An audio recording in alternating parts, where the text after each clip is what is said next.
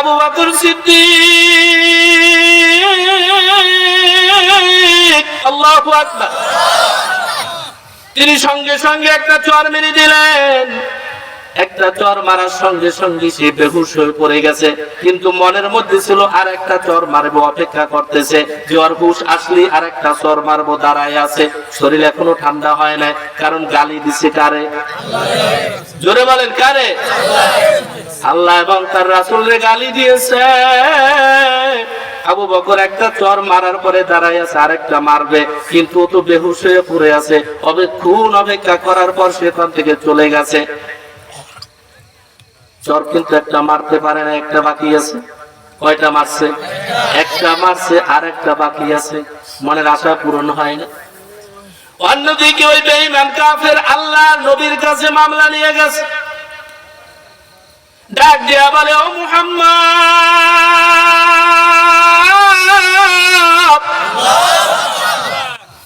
কারণ তারা তো তার রাসূল মানে না। বেঈমান কাফেররা কিন্তু রাসূল মানে না, মানছেনি। এজন্য ওরা বলতো মুহাম্মদ বিন আব্দুল্লাহ, আব্দুল্লাহ ছেলে মুহাম্মদ। তোমার সাহাবী, তোমার সঙ্গী যে সব সময় তোমার সঙ্গী থাকে, ওই হযরতে আবু বকর সিদ্দিক রাদিয়াল্লাহু তাআলা আনহু আমার একটা চর মেরেছে। আল্লাহর নবী জিজ্ঞেস করে, ও বেঈমান কাফের, সঠিকভাবে বল, চরটা মনে হয় আমার সাহাবী আবু বকর মারে নাই, চর মারেছে মনে হয় হযরতে ওমর, আবু বকর মানে নাই। কারণ আবু বকর এমন লোক নাই, সে তো কাউরে চর মারতে পারে না, এমন লোক সে নাই। হয়তো মারছে ওমর, তুমি নামটা বলতেছো উল্টা। কাফের ডাক দেয়া বলে, মুহাম্মদ রে, আমি তোমার সাহাবী আবু বকরও ভালো করিয়া চিনি, ওমরও ভালো করিয়া চিনি, চর আমাকে আবু বকরই মেরেছে। আল্লাহর নবী ডাক দেয়া বলে, ও ইহুদি, কি কারণে তোমাকে চর মেরেছে? কোনো অপরাধ করেছো কিনা? ইহুদি ডাক দেয়া বলে, ও মুহাম্মদ, আমি কোনো অপরাধ করি না, অপরাধ ছাড়াই আমাকে মেরেছে। নাউজুবিল্লাহ। অপরাধ করছে কিনা? অপরাধ করে নাই, কিন্তু পয়গম্বরের সামনে গিয়া বলে, আমি কোনো অপরাধ করি নাই, এমনিতেই আমাকে চর মেরেছে। আল্লাহর নবী দুইজন লোককে পাঠিয়ে দিলেন হযরত আবু বকর সিদ্দিক রাদিয়াল্লাহু তাআলা আনহুর কাছে। দুইজন লোক গিয়া যখন বলছে, ও পয়গম্বরের সাহাবী আবু বকর, আল্লাহর নবী আপনাকে ডেকেছেন। আওয়াজটা কানে যাওয়ার সঙ্গে সঙ্গে যাদেরকে পাঠানো হয়েছিল তাদের আগেই হযরতে আবু বকর রাদিয়াল্লাহু তাআলা আনহু পয়গম্বরের দরবারে হাজির। এর নাম কি? ভালোবাসা। এর নাম কি? ভালোবাসা, মুহাব্বত। সাহাবায়ে কেরাম নবীকে কেমন মুহাব্বত করছে। তারাও তো ছিল উম্মত, আমরাও তো ওই নবীর উম্মত। কথা বলেন ঠিক কি না? কিন্তু তাদের ভালোবাসাটা কেমন ছিল আর আমাদের ভালোবাসাটা কেমন? যদি আমাদের অন্তরে ওই নবীর মুহাব্বত পরিপূর্ণভাবে থাকতো, তাহলে যুবক ভাইয়েরা কখনো নবীর আদর্শ ছাড়তে পারতো না। পারতো? নবীর সুন্নাতরে কখনো ঈর্ষা করতে পারতো না, সুন্নাতরে ছাড়তে পারতো না। পয়গম্বরের মুহাব্বত অন্তরে পরিপূর্ণ না থাকার কারণে আজকে যুব সমাজ পয়গম্বরের চেনে না, তার সুন্নাতটাও মানতে পারে না। যাই হোক, হযরত আবু বকর সিদ্দিক রাদিয়াল্লাহু তাআলা আনহু পয়গম্বরের দরবারে হাজির।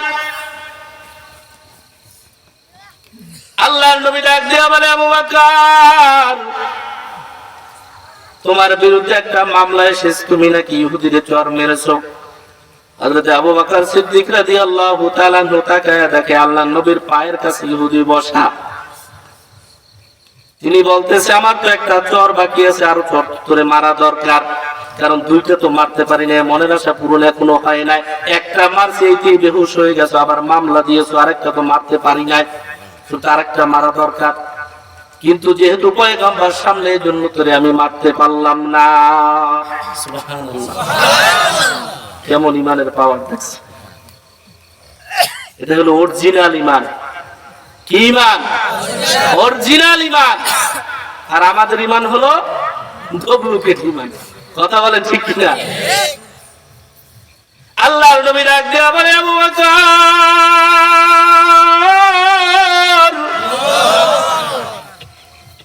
তুমি নাকি ইহুদির চর মেরেছো, এই ইহুদি তোমার বিরুদ্ধে মামলা দায়ের করেছে। হযরত আবু বকর সিদ্দিক রাদিয়াল্লাহু তাআলা আনহু ডাক দিয়া বলে, ও পয়গম্বর, হ্যাঁ আমি চর মেরেছি। কারণ মুমিন কখনো মিথ্যা কথা বলতে পারে না, ঠিক কি না? পারে? যার দিলে আল্লাহর ভয় আছে সে কখনো মিথ্যা বলতে পারে না। কারণ মিথ্যা এমনই একটা খারাপ জিনিস, এমন একটা গুনার কাজ। ওয়াইনাল কিযবা ফুজুরুন ওয়াইনাল ফুজুরা ইয়াহদি ইলান নার।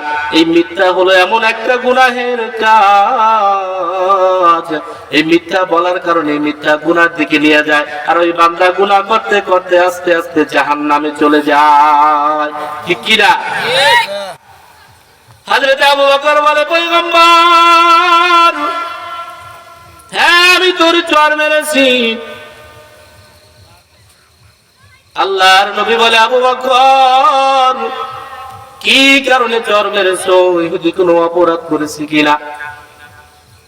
হযরত আবু বকর সিদ্দিক রাদিয়াল্লাহু তাআলা আনহু বলে, ওগো পয়গম্বর, আমি রাস্তা দিয়ে আসতেছি, এমন অবস্থায় এই ইহুদির জবান দিয়ে বলতেছে, আগে শুনতাম মুহাম্মদ ফকির, এখন বুঝি তার আল্লাহ ফকির হয়ে গেছে। ওগো পয়গম্বর, আপনারে গালি দিয়েছে, আমার আল্লাহরে গালি দিয়েছে, আমি সহ্য করতে পারি না, যার কারণে চর মেরেছি। ইহুদি ডাক দিয়া বলে, মুহাম্মদ মিথ্যা বলতেছে। নাউজুবিল্লাহ। পাশে তো আছে, বুঝলে মনে আছে না? কোথায়? আল্লাহর নবীর পাশে আছে। সে ডাক দিয়া বলতেছে, মুহাম্মদ, আবু বকর মিথ্যা বলতেছে, আমি কিছু বলিনি, এমনিতেই আমারে মারছে। আল্লাহর নবী ডাক দিয়া বলে, আবু বকর রে, ইহুদি বলে সে নাকি কোনো অপরাধ করে নাই, তুমি এমনিতেই তারে চর মেরেছো, তোমার কি কোনো সাক্ষী আসেনি? কারণ ইসলামী শরিয়াতের আইন হচ্ছে সাক্ষী ছাড়া বিচার সঠিক হবে না।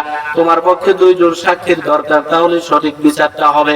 তুমি যে বলতেছো সঠিক না বেঠিক, এটা শরিয়াতের দিকে তাকাইলে বিচার করতে পারবো না।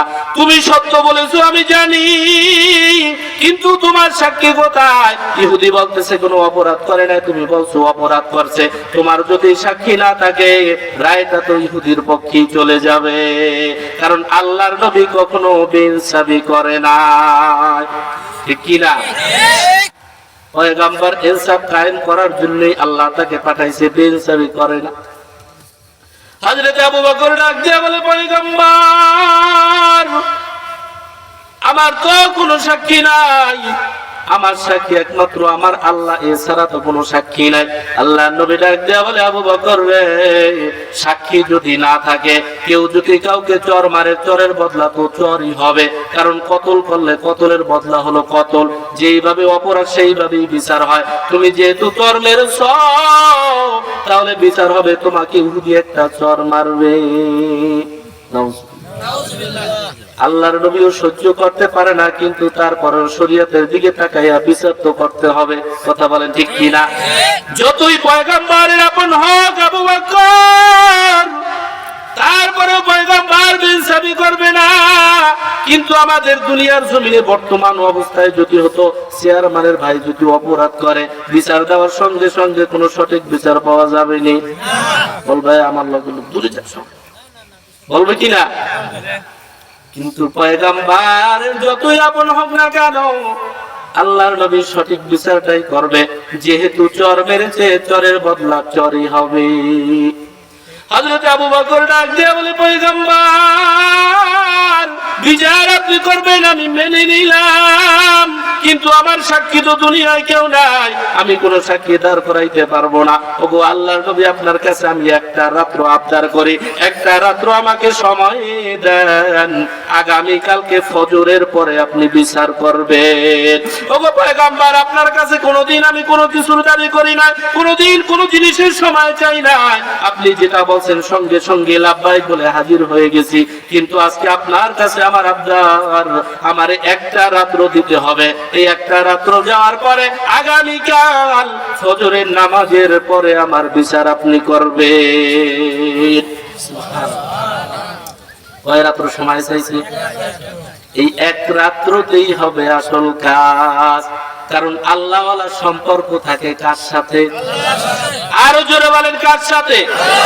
আওয়াজ দিয়ে বলেন কার সাথে? আল্লাহওয়ালার সম্পর্ক থাকে আল্লাহর সাথে। বিপদে পড়লে ওটাকে আল্লাহরে, মুসিবতে পড়লে ওটাকে আল্লাহরে, সুখে থাকলে ওটাকে আল্লাহরে, দুঃখে থাকলে ওটাকে আল্লাহরে। এর নাম হলো মুমিন, ঠিক কি না? কিন্তু আমাদের অবস্থা তো এমন, যখনই সুখে থাকি আল্লাহরে চিনি না, যখনই দুঃখে পড়ি আল্লাহরে ও ডাকতে আর ভুলি না, ঠিক কি না? যখন বিপদে পড়ে, মুসিবতে পড়ি আল্লাহরে এমন ডাকে, ডাকতে ডাকতে মুখে ফেনা চলে আসে। যখনই মুসিবত শেষ, এখন আর আল্লাহরে চিনেন। কথা বলেন না কেন? এইটা হলো আমাদের অবস্থা। কিন্তু হযরত আবু বকর বলে, পয়গম্বর একটা রাত্র আমি চাই, আগামীকাল ফজরের নামাজের পরে আমার বিচার আপনি করবেন। পয়গম্বর ইহুদির কাছে বললেন, ইহুদিরে একটা রাত্র সময় তুমি দাও। ইহুদি বললে, ঠিক আছে, একটা রাত্র সময় দিলাম। কারণ বাদী যে আছে তার কাছেও তো জিজ্ঞেস করতে হবে। কথা বলেন। হযরত আবু বকর সিদ্দিক রাদিয়াল্লাহু তাআলা আনহু বাসায় চলে গেলেন। ডাক দিয়ে বলে, বিবি রে, সারা জীবন তো তোমারই সঙ্গে থাকলাম, কিন্তু আজকে একটা রাত্র আমারে দাও, তোমার সঙ্গে থাকবো না। আমি একটা রাত্র একটু আলাদা থাকতে চাই, কারণ আজকে রাত্রে আমার মাওলার সাথে আমার দিদার হবে। হযরত আবু বকর সিদ্দিক রাদিয়াল্লাহু তাআলা আনহু যায় নামাজটা নিয়ে একটা ঘরের ভিতর চলে গেলেন। নামাজ আদায় করতেছে। নামাজ আদায় করার পরে দুইটা হাত তুলি আল্লাহর কাছে বল, মালিক গো,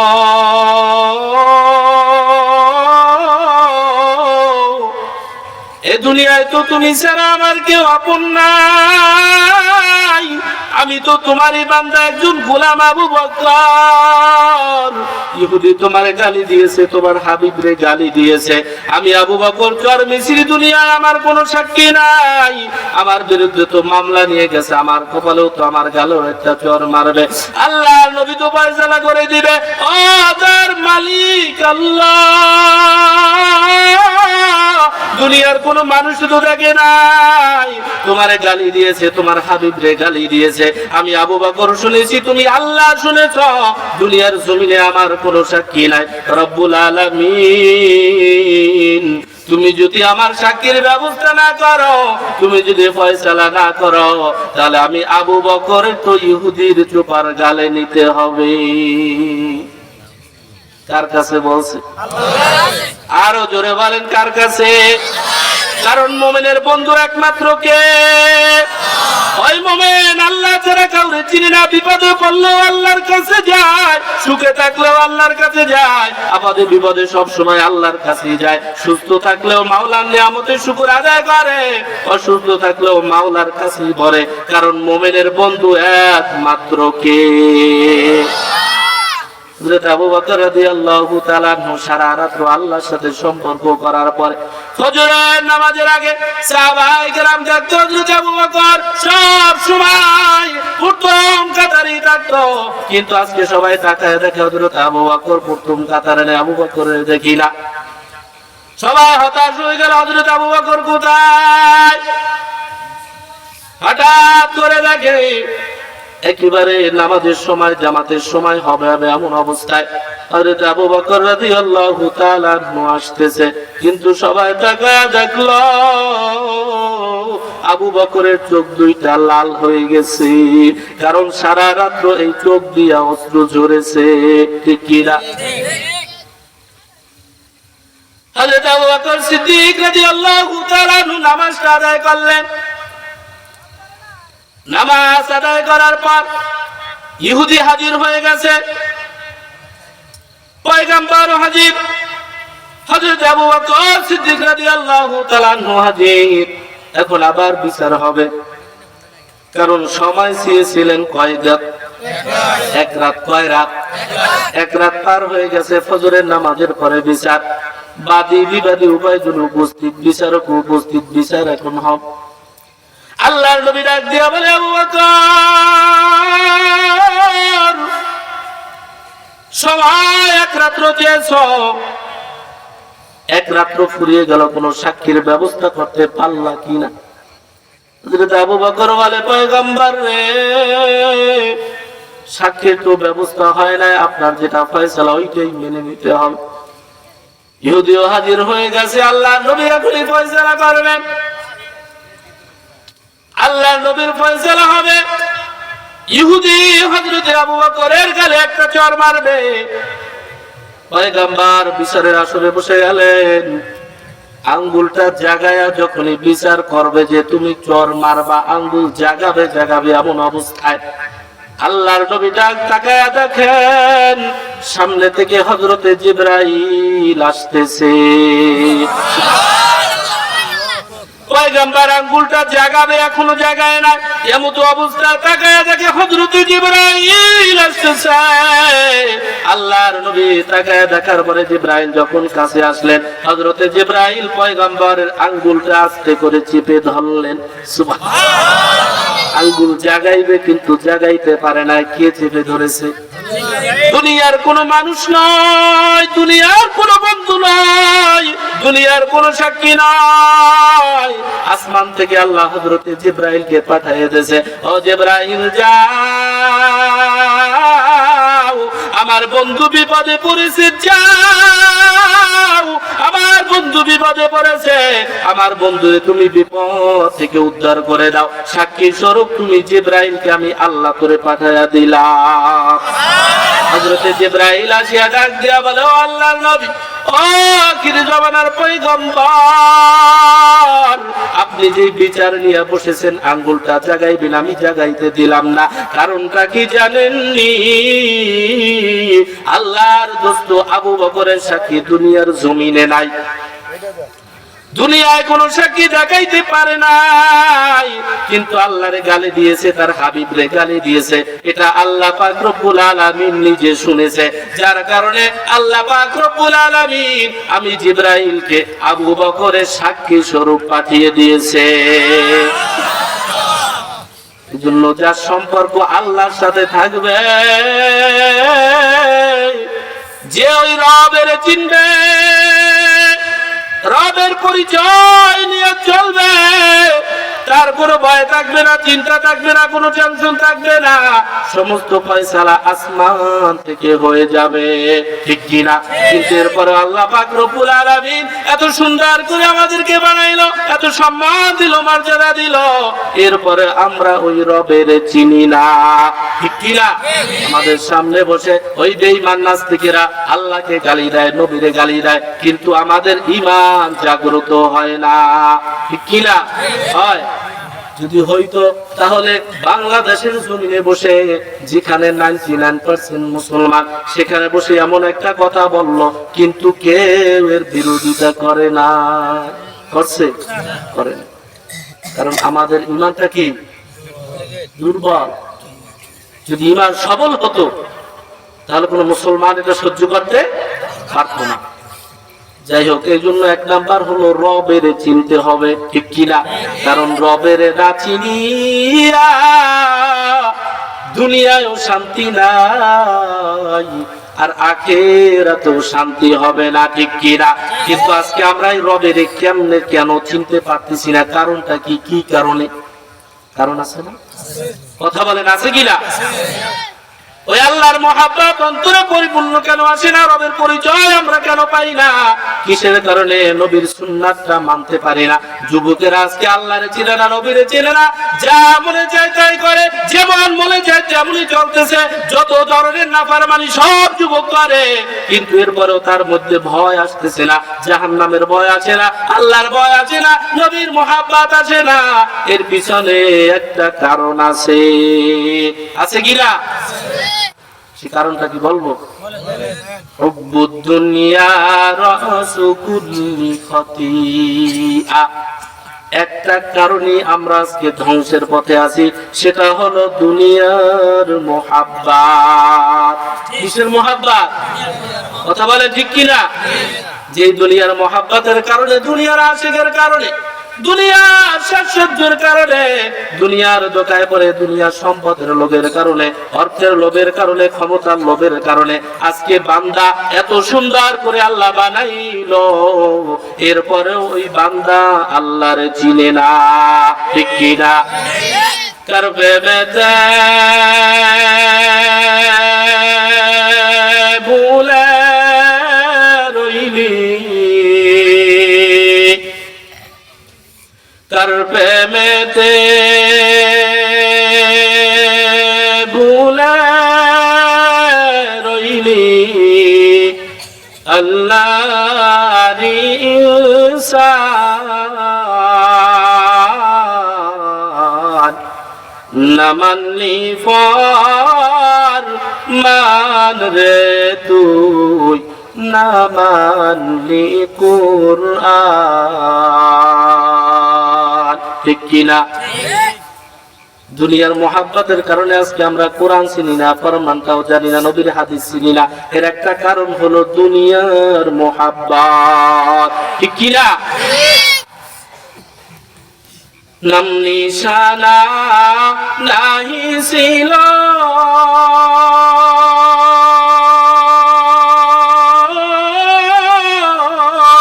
শিশু জীবন কে দিল, নাম নিশানা নাহি ছিল,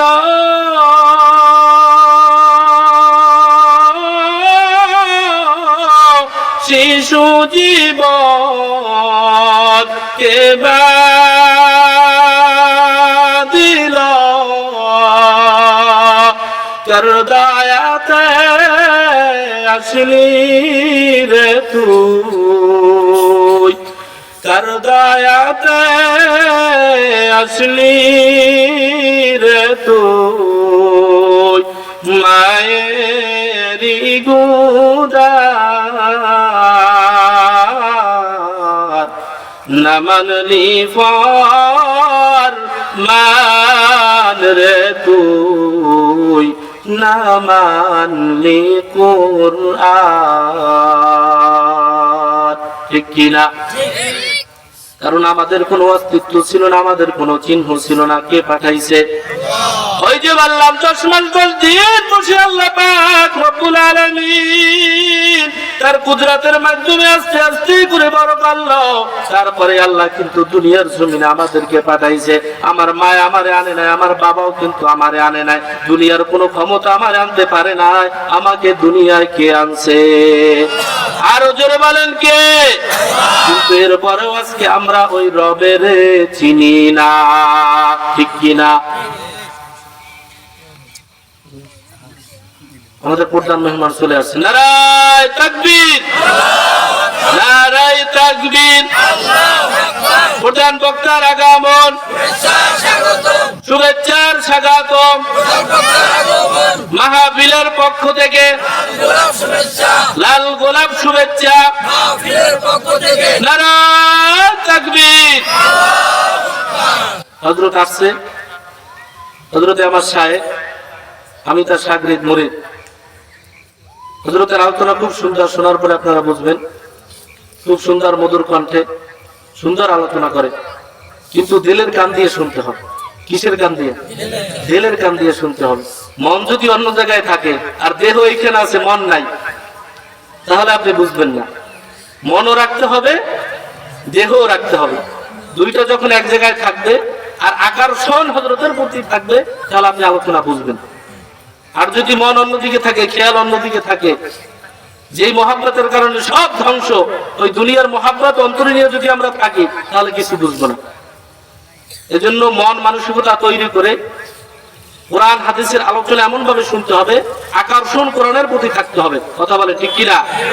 সেভাবে আকর্ষণ নিয়ে যতটুকু আলোচনা আমি করলাম, যে আল্লাহ পাক রব্বুল আলামিন আদর করিয়া, মহাব্বত করিয়া এত সুন্দর করে আমাদেরকে বানাইছে, আপনি একটু নিজে আয়নার দিকে তাকায় দেখবেন যে আল্লাহ কত সুন্দর বানাইছে। কথা বলেন, সুন্দর বানায় না আল্লাহ? কত সুন্দর করে বানাইলো আল্লাহ পাক রব্বুল আলামিন। কি জন্য বানাইছে? তার ইবাদতের জন্য।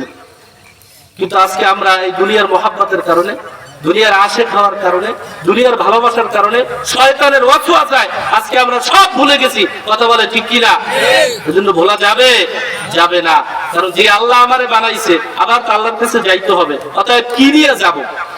অনেক আলোচনা ছিল, কিন্তু সময় যেহেতু সংকীর্ণ, তো কি নিয়ে যাব? ওই জিনিস নিয়ে যেন আমরা যেতে পারি, আল্লাহ আমাদেরকে তাওফিক দান করুন, বলেন আমিন। কারণ খালি হাতে গেলে আসছি কি হাতে? খালি হাতে। আবার খালি হাতেই যদি যাই তাহলে তো কোনো উপায় নাই। কারণ এখন আছি জমিনের উপর, মৃত্যুর পরে কোথায় যাব? জমিনের নিচে। উপরে বাহাদুরি চলে, নিচে কিন্তু বাহাদুরি চলবে না। আপনি যত ক্ষমতা থাকুক না কেন, বাহাদুরি সব কোথায়? উপরে। নিচে কিন্তু বাহাদুরি নাই। নিচে বাহাদুরি থাকবে কাদের জানেন? যারা দুনিয়ায় আল্লাহরে মানছে, রবরে চিনছে, সে অনুসারে যারা জীবন যাপন করেছে, নায়েবে রাসূল যারা, তাদের বাহাদুরি উভয় জায়গায়, দুনিয়ায় থাকবে, আখিরাতেও থাকবে। আল্লাহ আমাদেরকে সেভাবে আমল করে যাওয়ার তৌফিক দান করুন, বলেন আমিন।